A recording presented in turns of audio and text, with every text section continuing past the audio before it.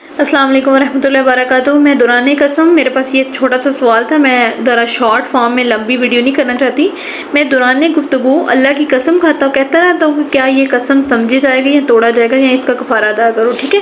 جب ایک مرد، مسلمان مرد اور عورت نے قسم کھا لی اور ایسے الفاظ 2 یا 3 بار دہرائے تو قسم میں فلاں شخص سے نہیں ملوں گا، تو یہ قسم ہی کاؤنٹ ہوگی اور اس کا آپ کو کفارہ ادا کرنا پڑے گا، جس کی مقدار 10 مساکین کو کھانا کھلانا، انہیں کپڑے پہنانا یا گردن آزاد کرنے، کھانے کی صورت میں شہر کی غالباً خوراک مثلا کھجور یا چاول وغیرہ ہو گئی۔